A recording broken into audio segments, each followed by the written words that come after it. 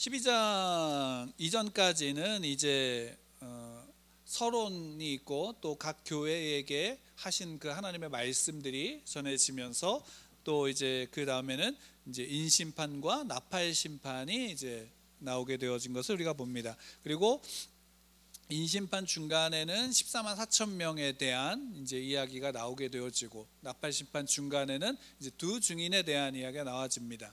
근데 이제 12장부터 14장까지는 이제 구원과 또 악의 세력 간의 어떤 대립을 이제 보여주고 있고, 그래서 우리 12장 그 앞절에서 보면 이제 1절과 5절, 6절 그 사이에서 보면 이제 한 여자가 이제 한 아이를 낳는 장면이 나옵니다. 그리고 그 아이를 낳는 장면 속에서 이제 용이 그 아이를 이제 소위 말한다면 잡기 위해서 그 앞에서 대기하고 있지만, 그 아이가 태어나자 그 아이가 이제 5절에서 보면 하늘로 승천되어지는 모습을 이제 볼 수가 있습니다. 그래서 이제 7절, 6절에서 여기 7절을 넘어가면 7절은 이제 그 장면이 좀 바뀌게 되어지는데 어디로 바뀌어지냐면 하늘로 바뀌어지는 겁니다. 왜냐하면 그 아이가 이제 하늘로 올라갔기 때문에 이제 그 전쟁의 그 영적 전투의 그 현장이 이제 하늘로 바뀌어지게 되는 장면이 이제 7절에서 보면 하늘의 전쟁이 있으니라고 이제 이야기를 하고 있는 겁니다. 여기에서 이제 우리가 좀 바라볼 것이 5절에서 이제 하늘로 올라가는 그 아이의 태어난 아이의 모습을 보게 되어지는데, 이게 이제 그러면 하늘로 올라갔다라는 것을 통해서 우리가 이 아이가 예수 그리스도, 그러니까 메시아라는 사실을 우리가 알 수 있고, 이 메시아가 하늘로 올라갔다라는 건 승천되어졌다라는 사실을 알 수 있습니다. 그러니까 여기에서 나오는 이제 하늘로 올라간 장면은 우리가 이제 어떤 장면으로 좀 보냐면 예수님께서 초림하시고 이제 하늘로 십자가에 죽으셨다가 하늘로 올라가시는 그 장면으로 볼 수 있습니다. 그 전에 그러면 이제 11장 15절에서 이하에 보면은 그 7번째 나팔 심판이 나오는데, 거기에서도 이제 또 왜냐면 예수님께서 다시 재림하시는 장면이 나오잖아요. 그러니까 어떻게 본다면 시간적으로 본다면 이게 뭐 이렇게 이어지는 게 아니라 앞에서는 이제 심판의 마지막이니까 예수님의 재림의 장면을 보여주는 것이고, 이제 여기에서는 다시금 이제 예수님께서 하늘로 올라가시는 그 승천의 장면, 그러니까 초림하셨을 때의 그 장면을 보여준다라고 우리가 볼 수 있습니다. 왜냐하면 실제로 예수님께서 태어나셨을 때에 사단이 그냥 내버려뒀나요? 아니죠. 그러니까 그 태어난 예수 그리스도를 어린아이를 잡기 위해서 헤롯으로 말미암아 2살 이하의 아이들이 다 죽게 되어지는 장면, 그래서 어쩔 수 없이 애굽으로 또한 피해가는, 물론 그것이 예언이 성취되어지는 하나의 과정 가운데 있지만 사단은 분명히 그 부분에 대해서 잡고자 이제 공격한 거죠, 쉽게 말한다면. 그러나 이제 어린 그 아이가 이제 하늘로 승천해서 이제 전쟁의 그 국면이 어디로 있냐면 하늘로 이어져서 나타나는 장면입니다. 근데 전쟁이 있으니라고 하면서 이제 거기에 이제 우리가 잘 아는 이제 천사의 이름이 등장하죠. 미카엘과 그의 사자들이 용과 더불어 싸울세, 용과 그의 사자들도 싸우나라고 이제 되어져 있습니다. 왜 미가엘이라는 천사의 이름이 여기에 나올까요? 미가엘 천사가 보통 이제 우리가 그냥 이제 야사처럼 이렇게 알게 되어지는 게 군대의 어떤 용사로서 이제 표현되어지는 부분들도 있지만, 성경에서 그러니까 그 이름이 나왔다라고 했을 때 그 단순하게 그렇게 표현되어지는 게 아니라 실제로 다니엘서에서 보면, 다니엘서 10장에서 보면 이제 그 미가엘의 이름이 나옵니다. 한번 좀 찾아보면요, 다니엘 10장 그 13절에서 보면, 제가 읽어드릴게요.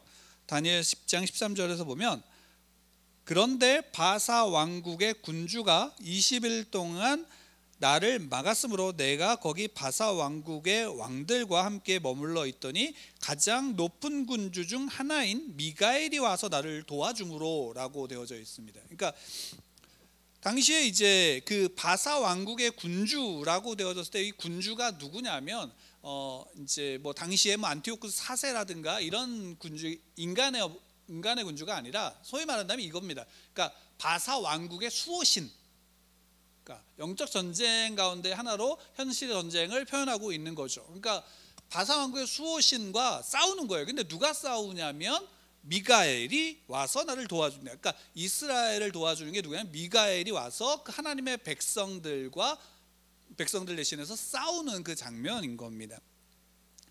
그러니까 실제로 이제 그 바사의 군주와 또 그 후에는 헬라의 군주와 이제 하나님의 군대의 미가엘이 와서 싸우고, 결국 그 하나님의 백성들에 대해서 결국 누가 지키고 있냐면 그 악의 세력과 하나님이 친히 하나님의 군대를 통해서 그 하나님의 백성들을 구원하기 위해서 싸우고 계시는 그 장면을 보여주고 있는 겁니다. 그러니까 이 장면이 지금 어디로도 이어진 거냐면 요한계시록에서 그 요한이 그 미가엘이 하늘에서 미가엘의 군대와 그 용의 군대가 싸우는 그 장면으로 함께 이어지는 겁니다.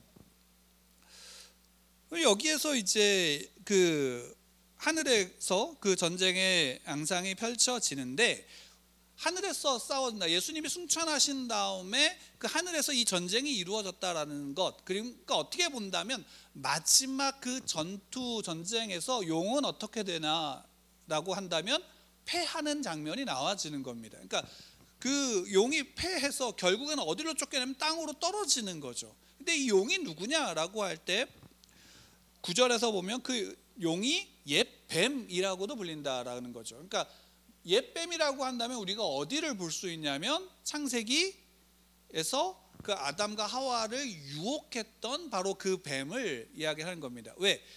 사단이 뱀의 모습으로 아담과 하와를 유혹해서 결국에는 어떻게 하냐면 하나님께서 먹지 말라고 하는 선악을 알게 하는 나무의 열매를 따먹게 해서 하나님을 대적하게 한 거죠.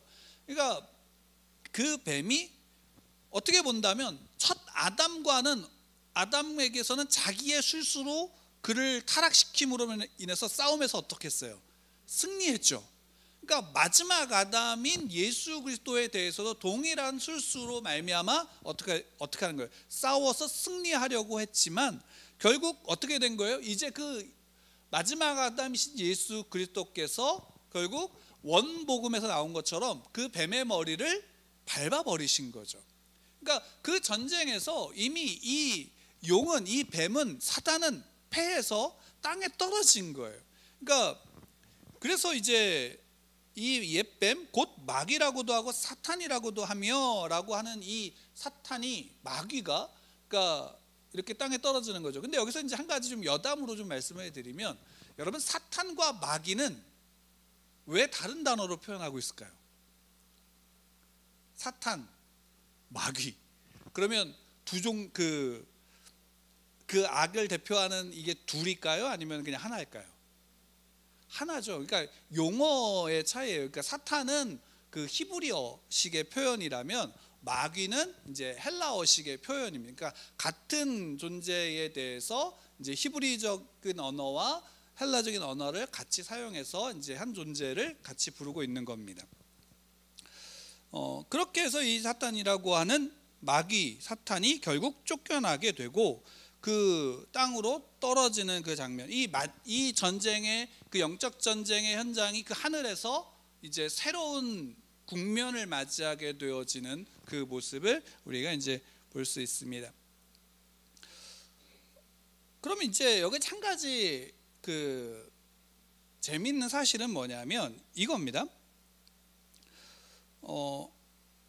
그 10절에서 보면 이제 10절에서 그 찬양하는, 노래하는 큰 음성이라고 하는 그 이제 장면을 보면, 이제 우리 하나님의 구원과 능력이 날아와 또 그의 그리스도와의 권세가 나타났으니 우리 형제들을 참소하던 자, 곧 우리 하나님 앞에서 밤낮 참소하던 자가 쫓겨났고라고 하죠. 그러니까 그러면 이제 사탄은 뭘 하는, 사탄의 역할이 뭘까? 그렇죠. 그 참소하던 자예요. 그러니까 우리가 욥기에서 보면 그 욥기 시작할 때 하나님의 그 왕궁에서 마귀가 나오는 장면이 나와요. 그러니까 하늘나라에 누구도 있는 거예요. 지금 마귀, 사탄도 있는 거예요. 그리고 그 사탄이 욥에 대해서 뭘 하냐면 고소하고 있는 거예요. 그러니까 참소하던 자라는 것이 고소한다라는 의미로서 쓰여지는 거예요. 그러니까 이 마귀가 하는 일이 무엇이냐라고 할 때, 이 마귀가 하는 일은, 이 사탄이 하는 일은 참소하는 거예요. 고소하는 거예요. 그 죄에 대해서. 그 장면이 잘 나오는 게 스가랴서에서 잘 나와요. 그러니까 스가랴 3장 1절을 좀 한번 찾아볼게요. 이번은 좀 찾아서 같이 좀 읽겠습니다. 스가랴서, 구약성경 스가랴 3장 1절 말씀입니다. 제 성경책으로는 1314쪽 또는 1470쪽 요 어간에 있습니다. 3장 1절 찾으셨으면 한 목소리로 좀 같이 읽겠습니다. 시작. 대제사장 여호수아는 여호와의 천사 앞에 섰고 사탄은 그의 오른쪽에 서서 그를 대적하는 것을 여호와께서 내게 보이시니라. 그러니까 지금 이 장면에서 뭐냐면 천사가 여호와 앞에 서 있는 거예요. 천사와 함께. 근데 여기에서 그 여호수아, 대제사장 여호수아를 어떻게 하고 있어요? 대적하고 있다라고 하는데, 이게 원어상으로 이 대적한다라는 의미가 어떤 거냐면 정죄하다라는 의미예요. 그러니까 정죄하다. 그러니까 사탄이 우리를 대적한다라는 말은 결국 뭐냐면 우리를 대해서 정죄하고 있는 거예요. 우리의 죄에 대해서. 이게 재미있지 않아요? 사탄이 결국 우리 가운데 우리가 그 죄를 짓게 된 원인이 어디에 있어요? 사단의 유혹이죠. 우리를 유혹해서 결국 우리로 말하면 하나님을 대적하게 하는 존재가 되게 했는데, 그러니까 결국 옆에서 사단은 또한 그 우리가 지은 죄에 대해서 어떻게 하냐면 정죄하고 있는 거예요. 하나님 앞에. 그러니까 지금 이 하늘에서의 싸움에서 결국 그 사탄은, 용은 땅으로 폐에서 쫓겨나게 되어지는데, 그 쫓겨나게 되어진 그 용에 대해서 이제 10절 이하에서는 그것을 이제 노래하고 있는데, 어떤 존재들이 노래하냐면 내가 또 들으니 하늘에서 큰 음성이 있어 라고 이제 요한계시록 12장 10절에서 이야기합니다. 그러니까 하늘에서 큰 음성이 있어요. 그러니까 이 큰 음성이 누구의 음성이냐라는 것에 대해서는 학자들마다 약간 다르지만, 뭐 천사들이라는 얘기도 있고 천사와 성도들이라는 얘기도 있고 또는 성도들이라는 이야기도 있습니다. 근데 어찌 됐든 천사들이든 그 천사들의 큰 음성이 있는데, 그들이 이야기하는 거예요. 뭘 이야기하냐면 이제 우리 하나님의 구원과 능력과 나라와 또 그의 그리스도의 권세가 나타났으니 우리 형제들을 참소하던 자, 그러니까 성도들을 참소하던 자, 정죄하던 자, 곧 우리 하나님 앞에서 밤낮 그 정죄하던 자가 쫓겨났다라는 거죠. 그럼 이가 말이에요. 여러분, 우리를 정죄하던 자가 쫓겨났어요. 우리를 정죄해서 우리를 참소하고 고소하던 자가 쫓겨났다고요. 그러면 우리를 고소하는 자가 더 이상 있을 수 있어요, 없어요? 없다라는 얘기예요. 예수 그리스도께서 그 하늘의 전쟁으로 말미암아, 그분이 승천하심으로 말미암아, 그분이 그 뱀의 머리를 밟아버리심으로 말미암아 우리를 대적하고 우리를 정죄했던 자가 더 이상 없다라는 거예요. 그러니까 더 이상 없으니까 우리는 뭔 자유가 있냐면, 죄를 짓지 않을 수 있는 자유가 누구에게 생긴 거예요? 성도들에게 생긴 거예요. 왜? 원래 그 첫 아담의 후손들은 그 죄로 말미암아 어떻게 해요? 죄를 지을 수밖에, 죄 가운데 살았던 자들이에요. 죄를 짓는 것밖에 할 수 없는 자들이었고, 그 죄의 결과 속에서 살아가는 자들이었다라는 거예요. 그 결과가 사망이었고 죽었다라는 사실이에요. 그런데 예수 그리스도로 말미암아, 그분으로 말미암아 어떻게 됐어요? 이제 그분의 의와 거룩하심으로 예수 그리스도의 생명이 내 안에 흐르게 되어진 자는, 예수 그리스도의 의로 말미암아 그를 대적했던 자가 머리가 짓밟혔고 더 이상 쫓겨난 존재는 대적할 수 있어요, 없어요? 없다라는 거예요. 정죄할 수 없다라는 거예요. 죄와 싸울 수 있다라는 거예요. 죄를 미워할 수 있고 죄를 짓지 않을 수 있는 자유가 여러분들 우리 안에, 성도들 안에 있다라는 사실이에요. 이게 그래서 천사들도 그 사실을 알기 때문에 큰 음성을 통해서 외치는 거예요. 우리를 대적하던, 우리를 참소하던 자가 쫓겨났다라는 거죠. 그러면 이제 11절에서 보면 아주 우리에게 중요한 말씀을 또한 그 음성 가운데서 듣게 되어지는데, 11절 우리 함께 또 읽겠습니다. 시작. 또 우리 형제들이 어린 양의 피와 자기들이 증언하는 말씀으로써 그를 이겼으니 그들은 죽기까지 자기들의 생명을 아끼지 아니하였도다. 자, 우리 형제들이라고 얘기하는 성도들이에요. 여기서 우리 형제들은 하늘의 큰 음성이 이야기하는 우리 성도들, 모든 그리스도인들을 뜻하는 거예요. 그리스도인들은 이제 예수를 그리스도로 믿고 영접하여 구원받은 성도들, 하나님의 자녀된 자들은 예수 어린 양의 피로 말미암아 어떻게 됐어요? 대속되어졌다라는 거예요. 그 피로 말미암아 이제 값을 치루었다라는 말이죠. 그 값을 치른 자들이에요. 그러면 그들이 자기들이 증언하는 말씀이다라고 하죠. 자기들이 증언하는 말씀. 근데 이 말씀이 우리가 흔히 복음, 예수 그리스도 믿으면 천국 가라는 말이 아니라 그것보다 더 나아가는 거예요. 뭐냐면 구약에서부터 예언되어졌던, 말씀되어졌던 그 모든 말씀과 그 말씀의 언약의 성취가 예수 그리스도임을 나타내는 그 모든 말씀들이 누구 안에서 증언되어지는 거예요? 성도들 안에서 증언되어지는 거예요. 우리의 믿음이, 그러니까 여러분, 성도들은 무식하면 안 돼요. 적어도 성도들은 무식하면 안 돼요. 뭐에 대해서 무식하면 안 되냐면 하나님에 대해서, 우리 주 예수 그리스도에 대해서, 주의 말씀에 대해서 무식하면 안 된다라는 사실이에요. 안타까운 거는 뭘까요? 오늘날에는 오히려 이 하나님의 말씀에 대해서 우리가 증언해, 그러니까 이 우리를 구원하는 것이 증언하는 그 말씀 가운데 있는 것인데 그 말씀을 어떻게 하고 있는 거예요? 경홀히 여기죠. 가볍게 여기죠. 그것을 읽고 묵상하는 것을 너무 쉽게 생각하기도 하지만 너무 그것에 대해서 무심하죠. 그래서 선지자가 이야기했던 것처럼 이 백성이 뭐 때문에 망하는 거예요? 지식이 없어서 망한다라고 했어요. 오늘날 가만히 생각해 보는 거예요. 오늘날 우리 이제 교회와 우리 신앙, 우리 기독교 안에서 기독교가 무너진다 라고 말할 때 정작 우리 안에서는 그러면 정말 하나님을 아는 지식이 있는가라는 거죠. 주의 말씀에 대한 지식이 있는가? 왜? 하나님의 백성이라고 하는 이스라엘 백성의 멸망, 그들이 망하는 이유는 지식이 없어서 망한다라는 거잖아요. 그럼 그 사실에 대해서 우리가 좀 더 알 필요가 있는 거예요. 왜? 그 말씀으로써 그를 이겼다. 그러니까 결국 우리의 삶에서 사단하고 우리가 싸울 수 있는 유일한 무기와 승리의 수단은 예수 그리스도의 대속의 피와 그분 그 증언하는 바로 그 말씀, 그분의 말씀이다라는 사실인 거예요. 그게 우리가 이길 수 있는 유일한 무기예요. 능력이에요. 힘이에요. 근데 그것을 우리는 너무나도 외면하는 거죠. 예수님께서 나를 위해서 십자가에서 죽으셨다. 그 대속의 피가 어떤 것인가에 대한 이해가 정말 있을까? 난 예수님 믿으면 구원받는다라는 것으로 우리는 너무 멈춰 있는 거 아닌가? 라는 사실인 겁니다. 그러면 그것이 외적으로 어떻게 표현되어질까? 어떻게 드러날까?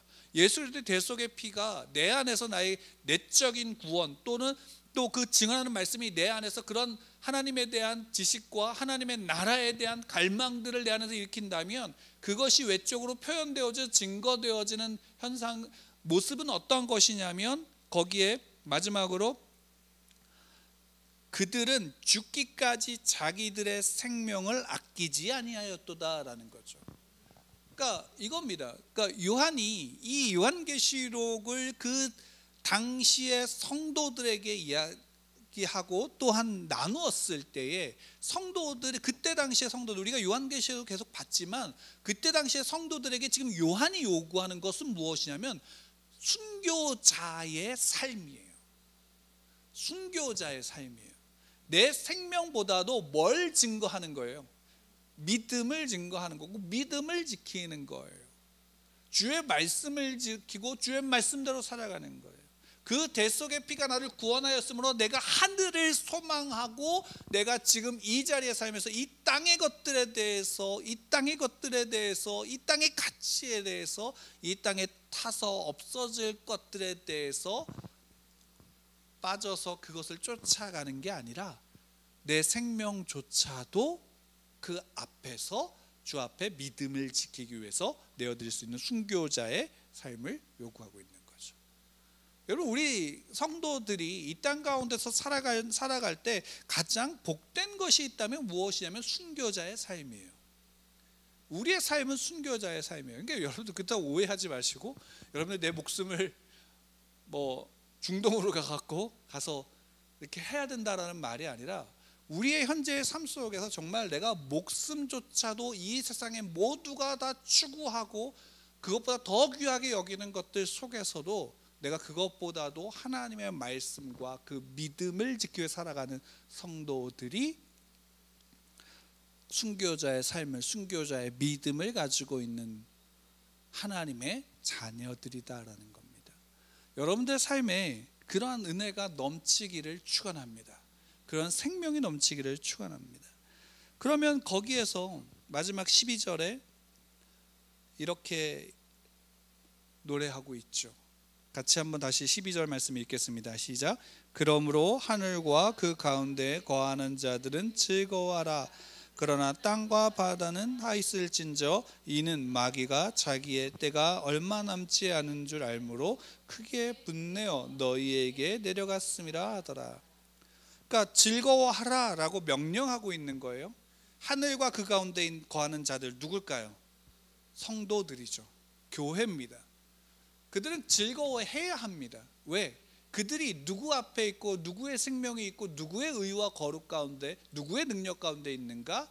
이미 예수 그리스도께서 이기신 승리 가운데 성도들이 있기 때문입니다. 그럼 땅에 거하는 자는 누굴까요? 땅과 바다에 거하는, 바다라고 표현되어지는 그것에 거하는 자들은 하나님을 대적하고 있는, 마귀를 추종하고 사탄을 따르는 자들이다라는 거죠. 결국 그들은 그 속에서 어떻게 해야 돼요? 화가 있다라는 거죠. 성도들은 즐거워하지만 그들에게는 화가 있는 거예요. 왜? 이유는 뭐예요? 그렇죠. 얼마 남지 않았으니까. 몹시 그들이 추종하고 따르는 사탄의 때가 얼마 남지 않았으니까. 이제 땅에 쫓겨나서 그가 할 수 있는 것은 아무것도 없는데, 그 남겨진 것은 분노밖에 남지 않았고, 그 분노 가운데 쌓여져 있는 세상에 속한 땅과 바다에 라고 표현되어지는 그 세상 가운데 있는 자들, 어두움을 더 사랑하는 자들, 바로 그들 가운데 남겨진 그 모습입니다. 그럼 세상이 이겁니다. 여러분, 세상이 점점 살기 좋아질까라고 묻는다면 예, 좋아질 겁니다. 도덕적으로도 어쨌든 살기 좋아질 겁니다. 근데 분명한 것은 이거죠. 하나님이 없는 세상이 눈에 보여준 살기 좋음의 결과는 어떨 것인가? 사망밖에 없는 거예요. 왜? 이미 사망 가운데 있는 것이고 사망밖에 남지 않아요. 어떤 시대든지 마찬가지입니다. 그건 역사가 이야기해 주고 있는 겁니다. 그럼 기독교의 역사, 우리의 믿음의 역사는 뭘까요? 당연히 그 믿음의 역사 속에서 기독교의 교회의 역사 또한 마찬가지입니다. 믿음을 지키고 믿음의 순교자의 그 믿음을 가지고 나아갔던 그 시대는 핍박 가운데 있어도 기뻐할 수 있고 하늘을 바라봤고 하나님의 나라를 소망했습니다.